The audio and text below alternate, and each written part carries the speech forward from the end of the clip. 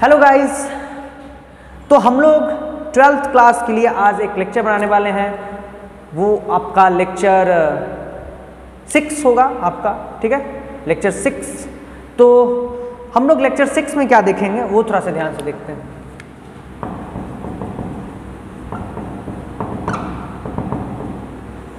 ठीक है, तो ये लेक्चर 6 है आपका, और इस लेक्चर 6 में हम लोग देखेंगे आज फॉर्मूला मेकिंग। क्या देखेंगे? सबसे पहले तो देखेंगे फॉर्मूला मेकिंग, फॉर्मूला मेकिंग, और उसके साथ साथ देखेंगे सिमेट्री, सिमेट्री इन क्यूबिक लैटिस। क्यूबिक लैटिस में कैसे कैसे कितने सिमेट्री होते हैं, ठीक है ना। तो चलिए हम लोग बात करते हैं सबसे पहले फॉर्मूला मेकिंग पे। तो आप जो है, मैंने आपको सारा नॉलेज हर एक क्रिस्टल का दे दिया है, नंबर ऑफ एटम्स निकालना सिखा दिया है, वेरी इजी, ठीक है ना। तो अभी आपको क्या करना है, फॉर्मूला मेकिंग पे ध्यान रखना है, और इसमें क्वेश्चंस कैसे कैसे एग्जाम से पूछे जा सकते हैं उसको भी मैं डिस्कस करूंगा साथ में, ठीक है। तो चलिए आज मैं फॉर्मूला मेकिंग की बात करता हूँ, एकदम छोटा से एकदम स्टार्ट करते हैं, एकदम छोटा से स्टार्ट करते हैं, ठीक है। तो चलिए हम बात कर रहे हैं एक क्वेश्चन की। फॉर्मूला मेकिंग में डायरेक्ट मैं क्वेश्चन पे आता हूँ।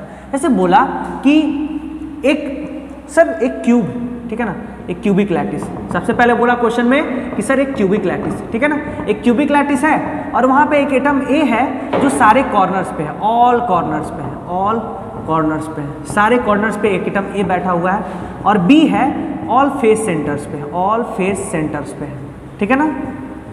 तो बताइए फॉर्मूला क्या होगा, फॉर्मूला क्या होगा, फॉर्मूला ऑफ द कंपाउंड क्या होगा, ये क्या होगा। तो आपको क्वेश्चन को देखना है, ध्यान से पढ़ना है, उसके बाद आपको सोचना है। आप तो सोच सकते हो डायरेक्ट, जो जिनको बनाना होगा तो फटाफट बना देते हैं। सर कॉर्नर पे है तो 8 × 1/8 सर, ये हो गया सर 1, एक हो गया। फेस सेंटर सर 6 होता है सर, और फेस सेंटर का वैल्यू 1/2 तो 3 होता है सर। इसका फॉर्मूला सर AB3 आएगा। बनाने वाले फटाफट बना देते हैं, लेकिन जिनको नहीं समझ में आया अभी भी, वो भी देखिए ध्यान से। चलिए देखिए, आप क्यूब बनाओ पहले प्यार से, है ना, प्यार से पढ़ोगे तो क्वेश्चन बनेगा, ठीक है। अब देखो क्यूब बनाओ आप, उसके बाद क्या करो, देखो क्यूब बनाने के बाद आपको देखना है कि सारे कॉर्नर्स पे एटम है, ठीक है। तो सारे कॉर्नर्स पे एटम पहले बना दो।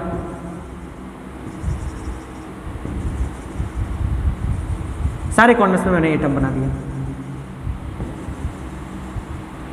सारे कॉर्नर्स में मैंने एटम बना दिया, और ये एटम ए है आपका, भाई ये सारा एटम ए है, ये सारा एटम ए है, ठीक है। आपने बोला ही सर ए एटम की बात मैं कर रहा हूँ।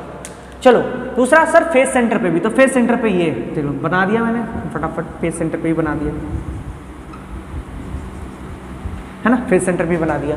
अब फेस सेंटर बनाया तो ये बी है आपका। चलिए एक पीछे भी एक आगे भी मैं बना देता हूँ। ये बी है आपका सर, ये B B B again B again B, ऐसे करके बी मैंने बना दिया। अब ध्यान से देखो, तुम देखोगे कि सबसे पहले देखो कि एटम ए कितना है, एटम ए कितना है इसमें, इसके अंदर कितना है, ठीक है। एटम ए के बारे में देखो, तो नंबर पहले निकालोगे, नंबर ऑफ ए कितना है। चलिए तो बोलोगे सर 8 है, 8, 1 2 3 4 5 6 7 8, और कॉर्नर का वैल्यू कितना होता है क्यूब में, 1/8, तो फटाफट 1/8 से मल्टीप्लाई करो। जिनको नहीं समझ में आया अभी भी, वो प्रीवियस लेक्चर में जाइए और ढूंढिए कि कहाँ मैंने ये पढ़ाया आपको, ठीक है। तो ये एक एटम यहाँ पे हो गया। चलिए नंबर ऑफ बी देखते हैं। तो बी यहाँ पे देखोगे 6 फेस सेंटर है सर, है ना, और इसका वैल्यू सर 1/2 होता है, तो 1/2 3। तो बताइए ए कितना आ गया आपका, 1, बी कितना आ गया 3, है ना। तो फॉर्मूला क्या हो जाएगा, AB3, A1 और B3, ये फॉर्मूला हो गया आपका। या जिनको डायरेक्ट पता है कि सर कॉर्नर का वैल्यू 1/8 होता है, 8 कॉर्नर होते हैं तो 8 × 1/8 1, all face centre 6 face centre होते हैं, 1/2 3, तो फॉर्मूला क्या होगा, AB3। तो जिनको फास्ट बनाना है वो फास्ट बना सकते हैं, जिनको अभी भी नहीं समझ में आया वो अपने बेसिक मेथड पे जाइए, ठीक है। अब देखिए नेक्स्ट अगला क्वेश्चन है, फटाफट हम लोग क्वेश्चन देखेंगे और इसको बनाएंगे, ठीक है। तो अभी मेरा क्वेश्चन का सिलसिला स्टार्ट हो चुका है, ठीक है ना। आगे मैं जो भी पढ़ाऊंगा बहुत सारा, और बाद में फिर बोर्ड का भी एक टॉपिक है मैं बताऊंगा, वहाँ से बोर्ड क्वेश्चन करती है, फ्रैंकल डिफेक्ट, शॉर्टकट डिफेक्ट, तो वो तो बाद में अभी। तो चलिए अगला है मेरा कि भाई मैं बात कर रहा हूँ यहाँ पे दूसरा क्वेश्चन, वो है क्या, देखिए ध्यान से। मैं बात कर रहा हूँ एक अलॉय है, alloy of ferrous cobalt and निकल, है ना। फेरस कोबाल्ट निकल का एक अलॉय है, ठीक है ना। और इसमें देखिए कहाँ कहाँ बैठा हुआ है। फेरस बैठा हुआ है ऑल कॉर्नर्स पे, ऑल कॉर्नर्स पे बैठा हुआ है। कोबाल्ट बैठा हुआ है ऑल फेस सेंटर्स पे बैठा हुआ है, फेस सेंटर्स पे, है ना। और निकल जो बैठा हुआ है ऑल एज सेंटर्स पे बैठा हुआ है, एज सेंटर्स पे।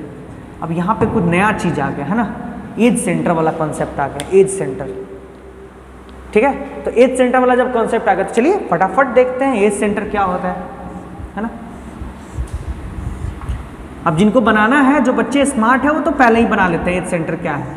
लेकिन चलिए अब मैं, अगर मेरे को बनाने कोई बोलेगा तो मैं बोलूँगा सर Fe तो अभी भी 1 होगा सर, है ना। ऑल कॉर्नर्स 8 × 1/8 1, 6 × 1/2 कितना, ये 3 होगा सर।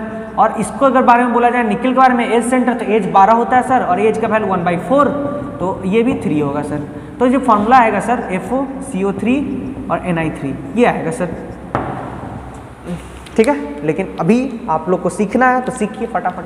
चलिए मैं Fe को बनाता हूँ सारी जगह पे, Fe कॉर्नर्स पे बना रहा हूँ, Fe यहाँ पे Fe, यहाँ पे Fe और यहाँ पे Fe। चलिए मैंने फटाफट बना दिया Fe को यहाँ पे, ठीक है। अब देखिए कोबाल्ट फेस सेंटर पे है, तो चलिए मैं कोबाल्ट बना देता हूँ। कोबाल्ट, ये भी कोबाल्ट, ये भी कोबाल्ट और ये भी कोबाल्ट, ये सारा कोबाल्ट है आपका, है ना। कोबाल्ट है ना। और एज सेंटर पे बना देता हूँ निकल को। तो एज सेंटर, यहाँ भी एज सेंटर, यहाँ भी एज सेंटर,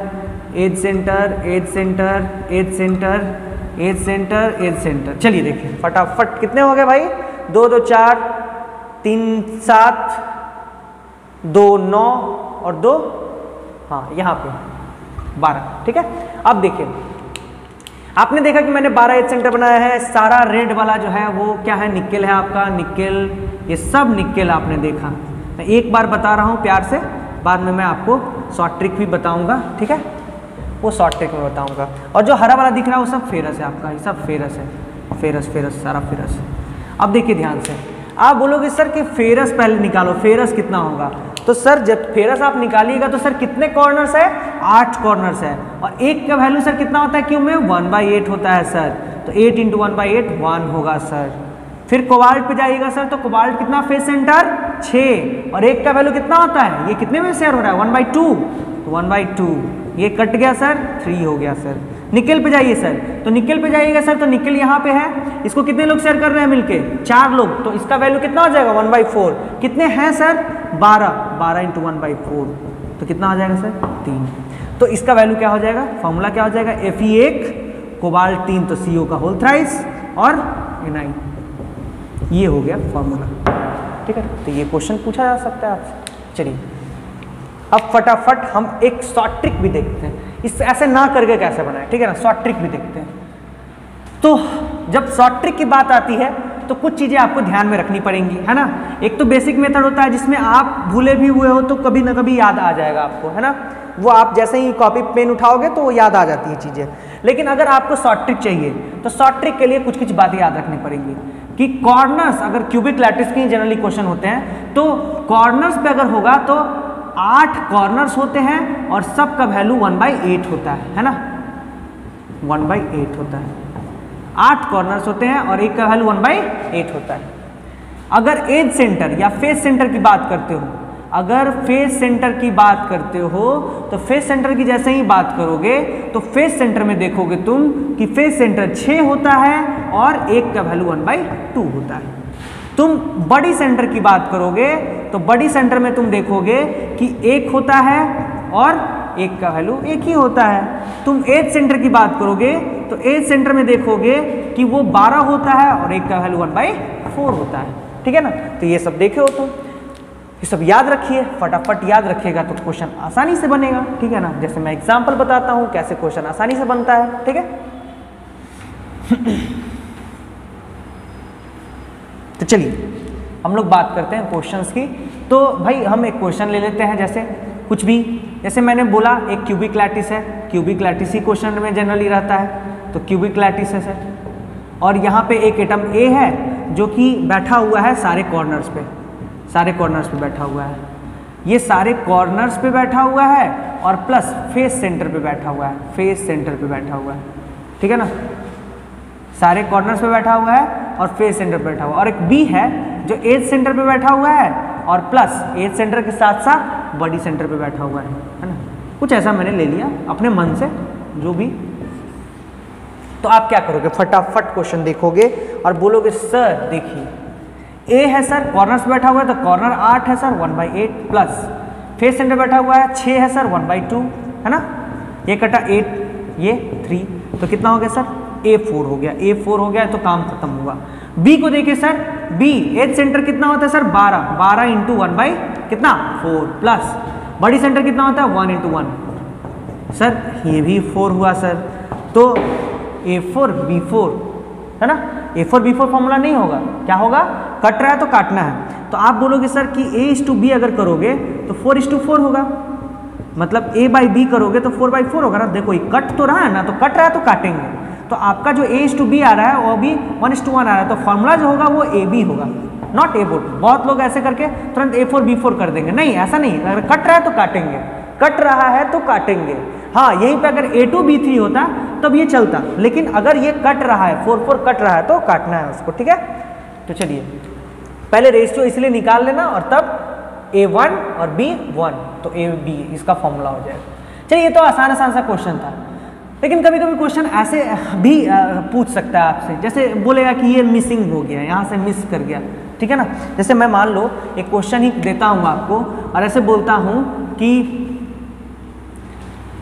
A जो है ये क्यूबिक लैटिस की बात हो रही है। अभी देखिए अभी भी एक क्यूबिक लैटिस की बात हो रही है, अभी भी एक क्यूबिक लैटिस की बात हो रही है और A जो है आपका वो सारे कॉर्नर्स पे बैठा हुआ है, ऑल कॉर्नर्स पे बैठा हुआ है। और B जो है वो सारे फेस सेंटर पे बैठा हुआ है, ऑल फेस सेंटर पे बैठा हुआ है ना। If one of the atom of A is missing from one corner, then formula, then क्या होगा।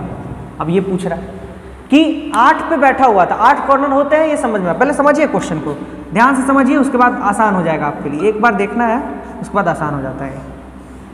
ऐसे बोला ये कि ध्यान से देखिए, ऐसा ये सारे कॉर्नर्स पे बैठा हुआ था, अभी सारे कॉर्नर्स पे A है, सारे कॉर्नर्स पे A है आपका, ये सारे कॉर्नर्स पे A है, सारे कॉर्नर्स पे A है ना। और फेस सेंटर B यहाँ पे देखिए B सारे सेंटर पे B। फेस सेंटर को कुछ नहीं कर रहा है, बोल रहा है कि अगर ये एक एटम मैं गायब कर दूं, है ना, एक एटम मैं गायब कर दूं, तो जब एक एटम तुम गायब कर दोगे तो बचेगा तुम्हारे पास कितना, 8 था उसमें से एक गायब कर दिए, 1 2 3 8 था उसमें से एक गायब कर दिए, तो तुम्हारे पास बचेगा कितना, तो A जो बचेगा वो 7 ही बचेगा ना। एक गायब कर दिए तुम, देखो कॉर्नर कितने बचेंगे 7 और उसका वैल्यू अभी भी 1/8 है, तो तुम्हारा A 7/8 हो जाएगा। B देखो B कितना हो जाएगा तुम्हारा भाई, तो B अभी भी 6 है और वैल्यू 1/2, तो वो कितना हो जाएगा आपका 3 हो जाएगा। तो मैंने बोला था रेशियो निकाल के करो इस तरह के क्वेश्चन को। और देखो A/B रेशियो A/B निकालोगे अगर तो वो हो जाएगा A का वैल्यू 7/8 और B का वैल्यू कितना आया 3 आया ना, अरे 3 आया, तो क्या करोगे तुम्हारा A/B यहाँ से कितना निकला 7/24, तो फॉर्मूला क्या हो जाएगा A 7 और B 24, ये आपका फॉर्मूला हो जाएगा। चलिए फटाफट आंसर बन गया। चलिए कुछ क्वेश्चंस ऐसे भी पूछे जाते हैं, ठीक है ना, कुछ क्वेश्चन जैसे एक एडवांस का क्वेश्चन हम लोग करते हैं और देखते हैं कि जैसे उस लेवल तक आप पहुंचे हो कि नहीं, उस क्वेश्चन को बना सकते हो कि नहीं आप, ठीक है ना, उस लेवल तक हम लोग पहुंचे हैं कि नहीं। चलिए देखिए जैसे क्वेश्चन है और वो जैसे पूछा कि व्हाट इज द, जैसे बोला कि क्यूबिक लैटिस, एक क्यूबिक लैटिस है ना, क्यूबिक लैटिस है, ए दिया है ऑल कॉर्नर्स पे, ए जो है आपका ऑल कॉर्नर्स पे बैठा हुआ है, सारे कॉर्नर्स पे ए बैठा हुआ है, और बी जो है ऑल फेस सेंटर पे है, ऑल फेस सेंटर पे है, ठीक है ना। अब बोल रहा है इसमें से इफ द फेस सेंटर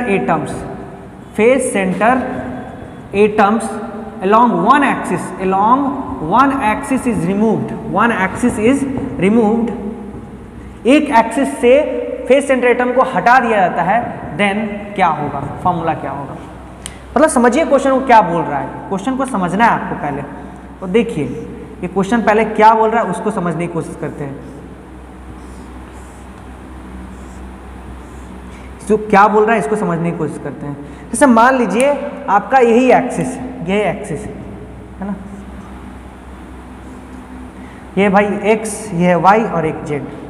तो अगर मान लीजिए ये z है तो z वाला ये हो गया, ये z वाला हो गया, ये z वाला हो गया, और आगे भी ये z वाला हो गया है ना, ये आगे भी ये z वाला हो गया और ये पीछे भी z वाला हो गया। देखिए तो ध्यान से, z वाला प्लेन, z वाला प्लेन हुआ। अब देखिए x वाला की बात करते हैं तो नीचे x वाला है, तो ध्यान से देखिए x वाला ये है, तो x वाला ये है, तो x वाला को मैं ब्लैक से रख रहा हूँ, x वाला हो गया, ध्यान से देखिए। और ऊपर भी x वाला होगा क्योंकि नीचे जैसा उसी के पैरेलल ऊपर, तो ये आपका x वाला हो गया। तो ध्यान से देखिए, समझने की कोशिश कीजिए। अब देखिए y वाला, देखिए तो y वाला ये हो गया क्योंकि y इधर जा रहा है ना, तो देखिए ध्यान से y वाला ये हो गया। मतलब मेरा कहने का मतलब ये होगा, ध्यान से देखिए, थोड़ा सा ध्यान से देखिए कि अगर 3 एक्सिस की बात हो रही है, यहाँ पे 3 एक्सिस की बात हो रही है, x, y और z। तो अगर ये x एक्सिस है तो एक नीचे वाला प्लेन और ऊपर वाला प्लेन दोनों x एक्सिस में आएगा, है ना। अगर ये z एक्सिस है तो ये 2 प्लेन को लेगा। मेरे पास फेस कितने हैं, 6 फेस है, तो एक एक्सिस को कितने फेस जाएंगे, 2 फेस जाएंगे। याद रखिएगा मेरे पास 6 फेस हैं तो एक एक्सिस कितना फेस लेगा, 2 फेस लेगा, क्योंकि पैरेलल भी तो है ना। अगर मैं ये x एक्सिस मान रहा हूं तो ऊपर वाला भी तो x एक्सिस होगा। अगर मैं ये z एक्सिस मान रहा हूं तो इधर वाला भी z एक्सिस होगा। अगर मैं आगे वाला को y एक्सिस मान रहा हूं तो पीछे वाला भी क्या होगा, y एक्सिस होगा। ऑब्वियसली अगर ये y है तो ये भी y है, अगर ये x है तो ये भी x है, ऊपर वाला x है ना। ये आगे वाला y हो गया और पीछे वाला y हो गया, नीचे वाला x हो गया, ऊपर वाला x हो गया, और इधर वाला z, इधर वाला z हो गया। समझ में आ रही है मेरी बात, क्या बोल रहा हूं मैं। तो दो फेस लाता है, 2 फेस। एक एक्सिस से अलोंग 1 एक्सिस अगर रिमूव किए, इसका मतलब 2 फेस सेंटर रिमूव हो गया। मान लो मैंने x एक्सिस से ही रिमूव किया तो एक यहाँ पे होता, एक यहाँ पे होता, सारे जगह पे पहले बना लो, है ना। एक यहाँ पे होता, एक यहाँ पे होता। इस एक्सिस में x की तरफ से ही गायब भी करता हूँ, तो ये गायब होगा, ये गायब होगा, बार की 4 फेस सेंटर तो आपके बचेंगे ना। तो कॉर्नर्स तो अभी भी 8 × 1/8 ही हैं, लेकिन अभी फेस कितने हो गए, फेस सेंटर आपके एक एक्सिस से हटाने से 2 फेस सेंटर गायब हो गए, तो आपके बचे कितने, 4 × 1/2। तो ये कट के कितना हो गया, 1, ये कट के कितना हो गया, 2। तो आपका जो फॉर्मूला हो गया वो क्या हो गया, a/b करोगे तो क्या आ जाएगा, 1/2, तो a1 और b2, ये फॉर्मूला हो गया ab2। ठीक है, तो ये क्वेश्चन बड़ा आसान है, बस समझना है। तो इस तरह से फॉर्मूला मेकिंग का क्वेश्चन पूछा जाता है। ठीक है, मिसिंग कर देगा कुछ, है ना, और अगर सीधा देता है तो सीधा ही देता है, वो तो आसानी है ना। तो नीट में बेसिकली सीधा ही क्वेश्चन देता है ना। और एडवांस लेवल में जाइएगा, थोड़ा सा मेंस से आगे बढ़िएगा, ठीक है ना। मेंस या एडवांस में क्वेश्चन थोड़ा सा टेढ़ा रहता ही है, तो उसको आपको समझना है। वो टेढ़ा कुछ नहीं है, बस कॉन्सेप्ट वही है, थोड़ा सा उसमें तिक्रम लगा देता है, तो आपको भी तिक्रम सोचना पड़ेगा। ठीक है, आप चलिए नेक्स्ट हम लोग बात करते हैं। अगला जो मेरा बात था वो था सिमेट्री, सिमेट्री इन क्यूबिक लैटिस, सिमेट्री इन क्यूबिक लैटिस। हम लोग का टॉपिक था सिमेट्री इन क्यूबिक लैटिस।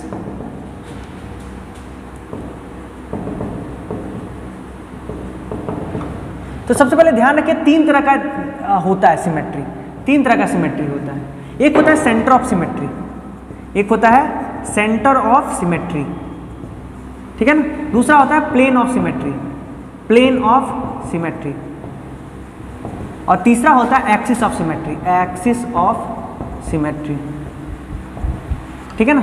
सिमेट्री का मतलब तो आप लोग जान ही रहे होंगे। सिमेट्री मतलब क्या, कोई भी ऐसे फिगर को हम अगर 2 भाग में बांट दें और वो इक्वल हो जाए, ठीक है ना, इन ऑल प्रोपोर्शंस, तो उसको क्या बोलते हैं हम लोग, सिमेट्रिक फिगर्स बोलते हैं। क्या बोलते हैं, सिमेट्रिक फिगर्स। जैसे मान लो अगर सर्कल है, इसको मैंने 2 भाग में बांट दिया तो ये आधा आधा बट गया ना, सिमेट्रिक फिगर्स बोलेंगे। लेकिन अगर मान लो कुछ भी ऐसा बना लिए और इसको ऐसे तोड़ दिए, तो इधर जितना है उधर इतना जरूरी नहीं है कि होगा, तो इसको हम लोग एसिमेट्रिक बोलते हैं। ठीक है, तो अभी देखिए हम लोग सिमेट्रिसिटी पढ़ रहे हैं। मतलब हम क्या करेंगे, अगर मैं कोई भी लाइन खींचूंगा वहां से क्यूब जो है इक्वल 2 भागों में बट जाना चाहिए, तो वो लाइन मेरा क्या हो जाएगा, एक सिमेट्री हो जाएगा। ठीक है, तो सेंटर ऑफ सिमेट्री जो होता है वो सिर्फ एक ही होता है ना। प्लेन ऑफ सिमेट्री 2 भाग में बांटते हैं, है ना हम लोग। इसको बोलते हैं, एक को बोलते हैं हम लोग, एक को बोलते हैं diagonal plane of symmetry, diagonal plane of symmetry. ध्यान रखिएगा, डायगोनल प्लेन ऑफ सिमेट्री मैं बताऊंगा क्या होता है। और दूसरा होता है rectangular plane of symmetry, rectangular plane of symmetry, rectangular plane of symmetry, ठीक है। एक्सिस ऑफ सिमेट्री भी 3 होता है, ये 3 होते हैं। कौन कौन से होते हैं भाई? एक होता है 2 फोल्ड, एक होता है 3 फोल्ड और एक होता है 4 फोल्ड। इसको हम लोग देखेंगे, ठीक है ना। 2 फोल्ड, 3 फोल्ड, 4 फोल्ड होता है। ये टोटल 9 होता है, ये टोटल 9 होते हैं और ये टोटल 13 होते हैं। तो आप अगर सिमेट्री का नंबर्स देखो तो कितना हो जाएगा? 9 1 10 और 13 23। तो टोटल कितने सिमेट्री होते हैं क्यूब में? 23 होते हैं। तो इन 23 को एक एक करके हम लोग को पिक्चर बना के देखना है, ठीक है। तो पिक्चर बनाते हैं, चलिए। सेंटर ऑफ सिमेट्री सबसे पहले आते हैं और देखते हैं सेंटर ऑफ सिमेट्री क्या है, ठीक है। सेंटर ऑफ सिमेट्री हम लोग देखते हैं सबसे पहले। तो चलिए, सबसे पहला टॉपिक है मेरा सेंटर ऑफ सिमेट्री।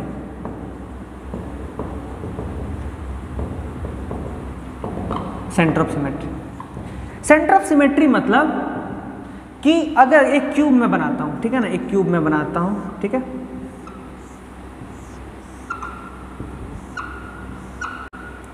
अब मान लो इस क्यूब का सेंटर ऑफ मास कहाँ पे होगा? एकदम बीच में होगा। बॉडी सेंटर इसका सेंटर ऑफ मास है, तो एकदम बीच में मैं एक ये आपका सेंटर ऑफ मास है, ये मान लीजिए आपका सेंटर ऑफ मास, ये सेंटर ऑफ मास, ठीक है ना, ये सेंटर ऑफ मास। अब मान लीजिए ये सेंटर ऑफ मास है तो एक सिमेट्री देगा ना, ये क्या देगा आपका? एक सिमेट्री है। ये सेंटर ऑफ मास आपका क्या है? सिमेट्री है ना, ये सिमेट्री देता है। कहीं से भी काट लो इसको तो ये एक ही है, एक ही है। तो इसको ये आपका जो सेंटर ऑफ सिमेट्री हो गया, ये कितने हो गए? एक सेंटर ऑफ सिमेट्री होगा, क्योंकि बॉडी सेंटर आपका कितना होता है? एक ही होता है। तो सेंटर ऑफ सिमेट्री कितने हो गए? एक हो गए, ठीक है ना। सेंटर ऑफ मास के अलॉन्ग अगर मैं सिमेट्रिसिटी देखूं तो इधर से भी काट सकते हो, इधर से भी, तो आपका एक होता है। सेंटर ऑफ सिमेट्री कितने होते हैं? एक होते हैं। चलिए, सबसे पहले हम लोग देखेंगे प्लेन ऑफ सिमेट्री। चलिए, और प्लेन ऑफ सिमेट्री में सबसे पहला हम लोग देखेंगे, वो देखेंगे diagonal plane of symmetry, diagonal plane of symmetry. चलिए, अब डायगोनल प्लेन ऑफ सिमेट्री अगर देखोगे आप तो देखो ध्यान से, मैं पहले क्यूब बनाता हूँ, ठीक है ना। एक मैं क्यूब बनाता हूँ, छोटा सा देख लीजिए फटाफट, है ना। एक क्यूब बनाता हूँ और इस क्यूब को ध्यान से देखिए। अब इस क्यूब में देखो डायगोनल ये है और नीचे भी डायगोनल है, इसको मिला दो, है ना, इसको मिला दो फटाफट। तो जैसे ही मिलाओगे देखो ये क्या हो गया? 2 भाग में बट गया, दिख रहा है? दोनों भाग में बट गया ना, 2 भाग में बट गया, देख रहे हो? तो ऐसा ऐसा कितना डायगोनल बन सकता है? तो चलो एक की बात करते हैं, सिर्फ एक की बात करते हैं। तो एक फेस ये और एक फेस ये दो मिलके कितना बना रहा है? एक। और इधर से भी तो बना सकता है ना, एक इधर से बनाता है, कसम खा थोड़ी हो ना उधर से बनाएंगे, इधर से भी तो बना सकता है। तो देखो ध्यान से, 2 फेस मिलके टोटल कितने प्लेन ऑफ सिमेट्री बनाएंगे? एक इधर से और एक इधर से, 2 फेस मिलके 2 बना सकता है, ठीक है ना। 2 फेस मिलके कितना बना सकता है? 2। तो 1 मिलके कितना बना सकता है? 1। तो 6 मिलके कितना बना सकता है? 6। या फिर अगर ऐसे नहीं समझना है बाबू तो आप देखो ध्यान से कि 2 फेस मिलके 2 बना रहा है, कितना है? 2 फेस। अपोजिट फेस को देखो, वो 2 प्लेन ऑफ सिमेट्री, एक इधर से बनाएगा और एक इधर से बनाएगा, ठीक है ना। तो वैसा वैसा कितना अपोजिट फेस हो सकते हैं? 3। ऐसा ऐसा, एक ऊपर नीचे, है ना, एक दाएं एक बाएं, है ना, एक पीछे एक आगे, कैसे कितना हो सकता है? 3 अपोजिट फेसेस हो सकते हैं ना। 6 है तो 3 ही अपोजिट फेस होगा ना, और 3 अपोजिट फेस और एक आपस में opposite face 2 plane of symmetry बनाते हैं डायगोनली। तो कितना हो जाएगा? 3 × 2 6, ये 6 हो गया, ठीक है। चलिए, दूसरा देखिए, दूसरा है आपका rectangular plane of symmetry, rectangular plane of symmetry. चलिए, रेक्टेंगुलर प्लेन ऑफ सिमेट्री देख लेते हैं भाई, क्या है ये। तो रेक्टेंगुलर प्लेन ऑफ सिमेट्री के लिए फटाफट बनाइए पहले क्यूब, है ना, क्यूब बनाइए। और देखिए ध्यान से, रेक्टेंगुलर प्लेन ऑफ सिमेट्री मतलब ये, यहाँ से अगर कोई पॉइंट ले लो, बीच से काट देते हैं इसको, है ना, और ऐसा ही नीचे ले लेते हैं भाई, ऐसा कुछ ये वाला, ये बीच से एकदम क्यूब को काट दिया। तो ऐसा कितना पॉसिबल है?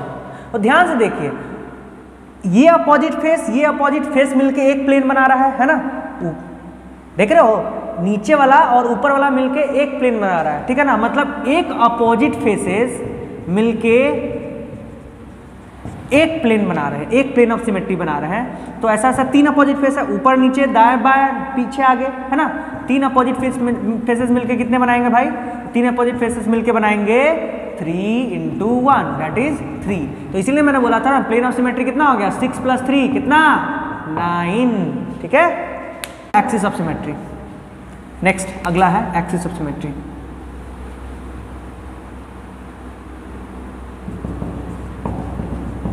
एक्सिस ऑफ सिमेट्री, उसमें भी पहला देखते हैं टू फोल्ड को देखते हैं ध्यान से। चलिए पिक्चर बना लेते हैं पहले फटाफट।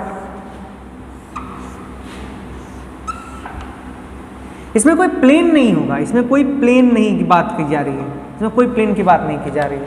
आपको क्या करना है, टू फोल्ड के लिए एक इस एज पे लो और ठीक उसके अपोजिट वाले एज पे एक लो और इसको बीच से एक लाइन खींच दो। देखो तो, है ना। और ये तुम्हारा एक्सिस है, ये मान लो एक्सिस, और इसको नचाना शुरू कर दो, है ना। तो जैसे ही नचाओगे तो देख रहे हो इक्वल टू हाफ्स में बटा हुआ दिख रहा है ना, इक्वल टू हाफ्स में बटा हुआ दिख रहा है, इक्वल टू हाफ्स में बटा हुआ दिख रहा है। तो एक एक्सिस में कितने एज सेंटर इंगेज हुए? 2, ठीक है ना।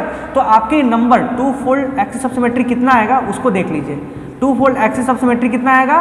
तो उसके लिए हम क्या करेंगे, मेरे पास 12 एज है और एक में एक जो एक एज है वो दो एज आपस में मिलके एक एक्सिस बनाते हैं। तो ऐसा कितना एक्सिस मिल सकता है? तो एक इधर से मिल सकता है, एक उधर से मिल सकता है, ठीक है ना। उस तरह से एक ये वाला दे सकता है, एक ये वाला दे सकता है ना। ऐसा कर करके तुम देखोगे कि 12 है और 12 को हाफ से मल्टीप्लाई अगर कर दोगे तो कितना हो जाएगा? 6। ध्यान से देखो ये कितना हो जाएगा? 6। तो ये two fold axis of symmetry कितना आ गया आपका? 6 आ गया। ये बड़ा आसान सा है। देखिए दूसरा है क्या मेरा? 3 फोल्ड एक्सिस ऑफ सिमेट्री। दूसरा है 3 फोल्ड। तो 3 फोल्ड में कहां से करते हैं उसको थोड़ा सा ध्यान से देखिए। 3 फोल्ड,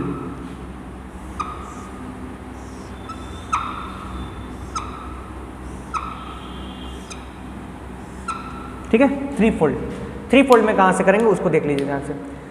तो 3 फोल्ड में करने के लिए आपको क्या करना पड़ेगा?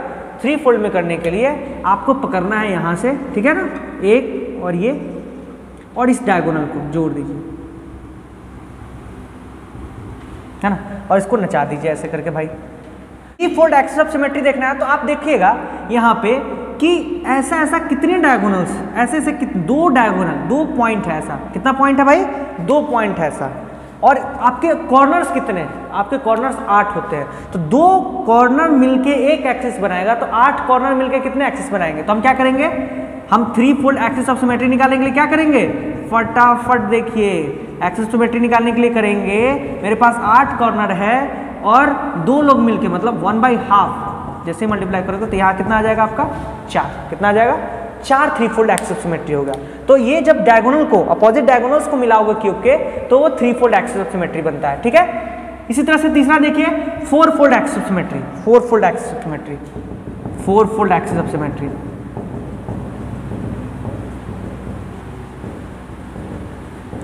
Four fold axis of symmetry देखते हैं। तो 4 फोल्ड एक्सिस ऑफ सिमेट्री देखने के लिए आपको क्या करना पड़ेगा? फिर से एक फटाफट क्यूब बनाइए बच्चों, ठीक है ना। और क्यूब बना के क्या करना है उसमें मैं बताता हूं आपको, ठीक है। क्यूब बना लो, ठीक है। अब क्यूब बनाने के बाद आपको क्या करना है? ऊपर से 1 और 2, इस ऊपर से एक्सिस से एक, इसको 4 फोल्ड एक्सिस ऑफ सिमेट्री करते हैं, क्योंकि इसमें 4 कॉर्नर्स फिर दिखने लगेगा आपको, चारों कॉर्नर अलग अलग हो जाएगा, है ना। तो 4 फोल्ड एक्सिस सिमेट्री करते हैं, ठीक है ना। तो आप बताइए, दो फेस मिलके एक एक्सिस बना रहा है ना, तो आपके पास है कितने फेस? 6। तो हम क्या करेंगे? 4 फोल्ड एक्सिस सिमेट्री कैसे निकालेंगे? एक्सिस सिमेट्री कैसे निकालेंगे भाई? तो आपके पास 6 फेस है और सब लोग 1/2 करेंगे तो क्या आ जाएगा? 3 आ जाएगा। कितना आ जाएगा? 3 आ जाएगा। इसलिए मैंने बोला था कि 2 फोल्ड में कितना है अब बेटा? 6। 3 फोल्ड में कितना आया? 4। और फिर 4 फोल्ड में 3, तो कितना होगा टोटल? 13। तो हम लोग क्या करते हैं अब? रिजल्ट कंक्लूड करते हैं। रिजल्ट क्या हुआ? तो रिजल्ट जब कंक्लूड करोगे तुम तो देखोगे कि भाई आपके centre of symmetry plus plane of symmetry plus axis of symmetry, यही था ना, एक्सिस ऑफ सिमेट्री, ठीक है। इसमें दो था, एक डायगोनल एक रेक्टेंगुलर, है ना, आपने देखा। इसमें तीन था, 2 फोल्ड, 3 फोल्ड और 4 फोल्ड, है ना। इसमें तो एक आया, इसमें कितना आया भाई, 6 आया, इसमें 3, इसमें कितना 6 4 3, यही ना आया, मेरे को तो याद है, आप याद करो। तो इसमें टोटल 1, इसमें टोटल 9 और इसमें टोटल 13। तो ओवरऑल जो आपका सिमेट्री आया वो कितना आया, 1 + 9 + 13 जोड़ दो 23। तो मेरे को बताना ये था, आप रिजल्ट भी याद कर सकते हो या फिर आप पिक्चर से भी खुद उसको निकाल सकते हो, ठीक है। तो आज के लिए इतना ही, थैंक यू। अगले दिन हम लोग रेडियस, रेशियो और क्वाड्रेशन नंबर देखेंगे, वॉइड्स देखेंगे, ठीक है। तो थैंक यू।